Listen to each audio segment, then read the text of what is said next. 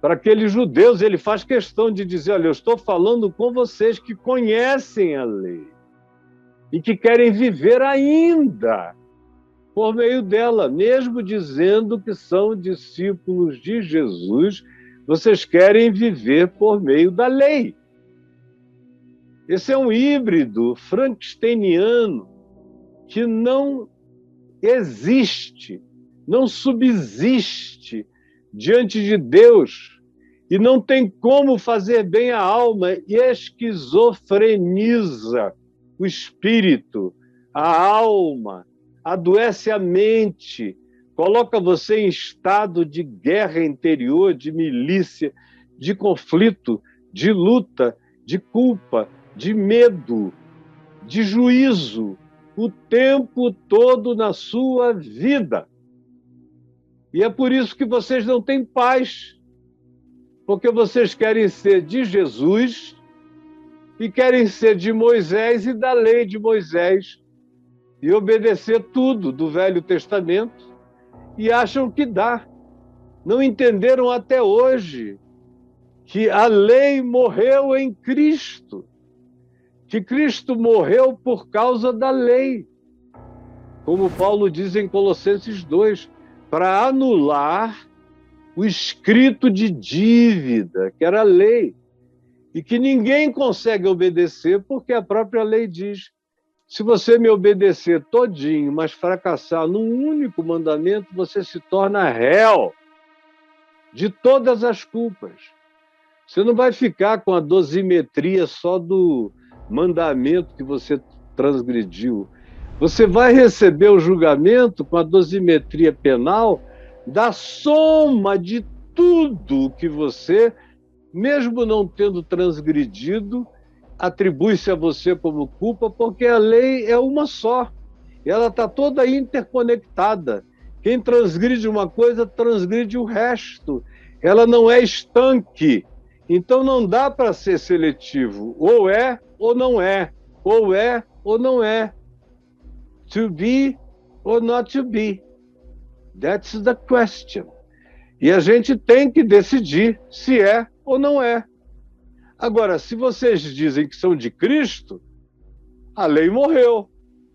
Se vocês dizem que são da lei, Cristo morreu em vão. E a graça de Deus não tem aplicação na vida de vocês, porque vocês querem ser salvos pela justificação da justiça própria, que é o que a lei propõe. E no Evangelho você é salvo pela graça, mediante a fé, por causa do que Jesus já fez, matando a lei nele. Ele mesmo disse: nem o i nem tio da lei serão tirados até que tudo se cumpra. Aí ele gritou na cruz: está cumprido, está consumado, tetelestai, está pago, ou seja, acabou. O que matava vocês é aquilo que eu absorvi como minha morte. Eu sou o Cordeiro único que paga tudo. Como disse João Batista, que tira o pecado do mundo. Tirou, tira e tirará. É um presente contínuo e eterno, é um gerúndio infinito e sem fim. Tira o pecado do mundo. Então é com vocês que eu estou falando, Paulo está explicando. Não dá para fazer hibridização. Vocês vão ter que decidir. Não dá para sair carregando essas leis do apedrejamento, da morte, e ao mesmo tempo dizerem que foram salvos pela graça de Jesus. É mentira. Ou é uma coisa ou é outra.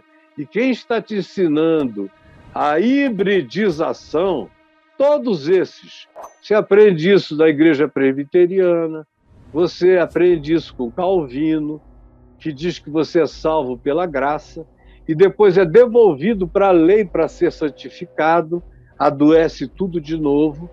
Por isso nunca entenderam a saúde do Evangelho para a mente humana. É praticado em todas as outras denominações, é praticado especialmente nas mais emocionais, as mais fanáticas, que de fato nem falam de Jesus, Como eu já disse, o líder de uma das maiores denominações desse país me falou pessoalmente, há uns 25 anos atrás, aqui na minha igreja é proibido falar de Jesus, falar da cruz, porque dá azar.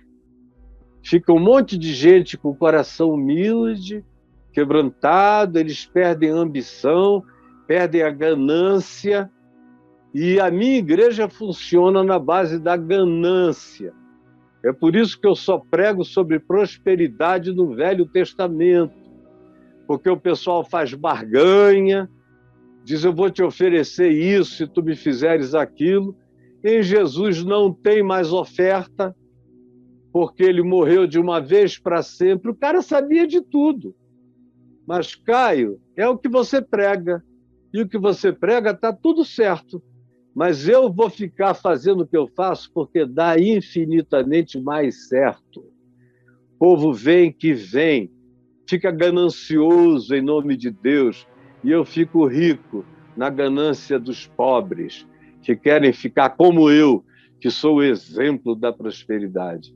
É o que acontece para todo lugar. E vocês comem essa comida misturada. E depois não sabem por que o evangelho não faz diferença. Aí vão procurar coaches, vão procurar profetas, vão procurar novos ensinos, porque nada vai dar certo. Vocês querem Jesus mais Moisés mais tudo que vem. E Jesus só é Jesus.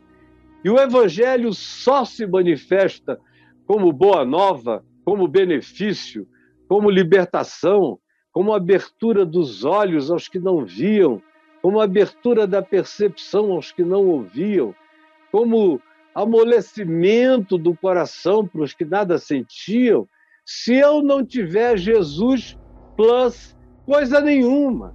Jesus tem que ser único, absoluto. O evangelho é o que forma a mente de Cristo em mim, é o que dá o coração de Cristo a mim, e é o evangelho que produz essa fé, essa certeza na imutabilidade do amor de Deus e de como ele me quer unilateralmente, e não vem de obras. Não vem de obras. Não vem de pseudo-boas obras humanas. Para quê? Para que ninguém bata no peito dizendo, eu sou o cara, eu sou mais eu. Deus me salvou porque não fez mais do que a sua obrigação. E a maioria das pessoas, conquanto não digam assim, sentem as coisas assim. E é por isso que toda hora elas se sentem em estado de reprovação em relação a qualquer das leis de Moisés e entram em culpas neuróticas, mergulham em paranoias, adoecem mentalmente, cismam que pecaram pecados sem perdão, vivem sempre como seres de segunda categoria, querem sempre que alguém que eles consideram mais santificado ore por eles, porque a essas pessoas Deus atende, a elas não, nem tanto, quem sabe, talvez, muito raramente. Você sabe exatamente, porque é isso que vocês que vivem uma vida de híbridos, como esses a quem Paulo estava falando, experimentam como angústia. É por isso que Paulo tem que falar coisas tão básicas, que ele queria já ter deixado para trás, mas ele tem que voltar, repetir toda vez a mesma coisa, porque o pessoal tinha a cabeça transformada pelos mensageiros do engano, das fake news. Não são good news do Evangelho, são fake news sobre Jesus, sobre a palavra de Deus, que é o que vocês comem, absorvem e sorvem. Sorvem a largos goles e vivem uma vida miserável, pobres, cegos, infelizes, nus, amedrontados, doentes nas emoções, na alma, nos sentimentos, nos pensamentos, nos afetos, porque são seres esquizofrenizados. De um lado, tem uma tentativa de um Jesus que nunca cresce, que é abafado pelos espinhos das outras sementes da lei. E é a lei, com toda a sua sufocação, com todos os seus espinhos, com todas as suas maldições, e você quer que uma vida nesse estado de dicotomia antagônica, de dualidade adversária, uma dimensão da outra, produza o quê? Paz? Só produz doença e agonia. É isso, é a psicologia da pacificação do Evangelho. Acontece assim. E quem não entender isso, nunca experimentará o que eu estou dizendo. Pode fazer 30 anos de yoga, não vai experimentar. Pode fazer meditação transcendental, não vai transcender. Vai ter que todo dia fazer sacrifícios de bodes e de touros. Ou seja, vai ter que viver de paliativos de 24 horas. Vão ter que viver a vida inteira de terapias, de terapia, de terapia para o resto da vida. Porque se aquela pessoa morrer, você não tem com quem falar. Se não tiver com quem falar, você adoece. Porque você não aprendeu a andar com as próprias pernas, a ter a paz que vem de Deus, que se planta em nós e que é nossa, e que não depende de ninguém, nem de circunstâncias, nem de condicionamento, nem de coisa alguma. Ela passa a nos habitar, essa paz de Deus, mediante a fé, por causa da graça, e que se instala em nós e passa a exceder as circunstâncias, a tudo, a todo entendimento.